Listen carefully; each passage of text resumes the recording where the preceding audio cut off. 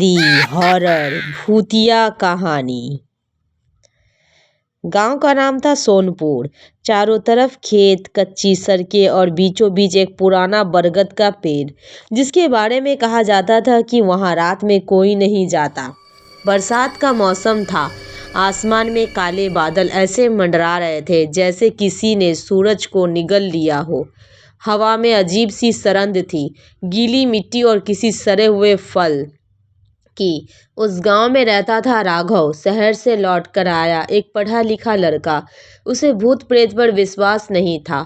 गांव में आते ही लोगों ने उसे चेतावनी दी, राघव बेटा, रात को खेतों की तरफ मत जाना, और अगर रास्ते में काला कद्दू दिखे तो उसे भी छूना मत। राघव हंस दिया, कद्दू से भी कोई डरता है क्या? एक रात तेज बारिश हो रही थी। राघव खेत से लौट रहा था कि रास्ते में उसकी नजर पड़ी बीच सड़क पर रखा एक बड़ा काला कद्दू। उस पर लाल सिंदूर लगा था, चारों तरफ नींबू, काले धागे और जलती हुई अगरबत्ती के बुझे हुए अवशेष। राघव को अजीब लगा, पर उससे कुछ ने कद्दू को लात मारकर किनारे कर दिया। उसे पल कद्दू के अंदर से टप टप जैसे कोई चीज बह रही हो। राघव ने ध्यान नहीं दिया और घर चला गया। उस रात राघव को सपना आया, एक औरत सफेद साड़ी में, उसका चेहरा कद्दू जैसा गोल और सड़ा हुआ। वह फुसफुसाई, तूने मेरा घर हटाया है, अब तेरा घर मेरा होगा। राघव पसीने में भीग कर उठा। सुबह देखा तो उसके घर के दरवाजे पे वही काला कद्दू रखा था। अब उसे डर लगने लगा।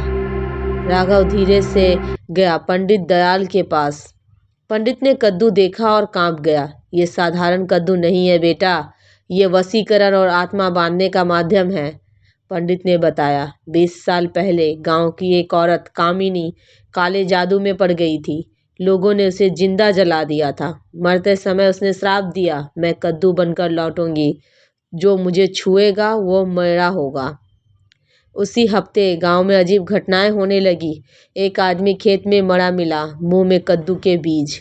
एक बच्ची दीवार से बात करते हुए बोली, कद्दू वाली माँ बुला रही है। बरगद के पेड़ से हर रात रोने की आवाज आती। राघव हर रात देखना, उसके कमरे में कद्दू अपने आप लुढ़कता हुआ घूमता। धीरे धीरे राघव बदलने लगा, उसकी आंखें लाल रहने लगी। वो अकेला बैठकर मिट्टी में कद्दू के चित्र बनाता। रात को वह बरगद की ओर चलता बिना होश के। एक रात उसकी माँ ने देखा, राघव आंगन में बैठा है, कद्दू को काटकर उसके अंदर कुछ मंत्र लिख रहा है खून से। माँ चीख पड़ी। पंडित ने बताया, आज अमावस्या है, अगर आज आत्मा को नहीं रोका गया तो राघव मर जाएगा और उसकी देह में कामिनी पूरी तरह आ जाएगी। गांव वाले बरगद के नीचे इकट्ठा हुए। हवन किया गया। जैसे ही कद्दू आग में डाला गया, एक औरत की चीख गूंजी, मैं जली थी, अब तू जलेगा।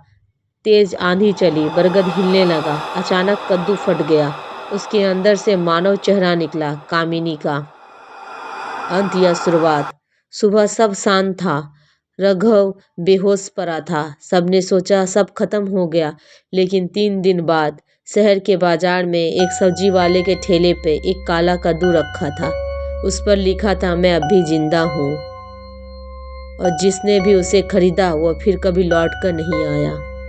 दोस्तों, अगर आपको भी ऐसी हॉरर स्टोरी सुनना पसंद हो, देखना पसंद हो, तो वीडियो को लाइक कीजिए, चैनल को सब्सक्राइब कीजिए और अपने उन दोस्तों को शेयर कीजिए जिसे हॉरर स्टोरी देखना सुनना पसंद हो।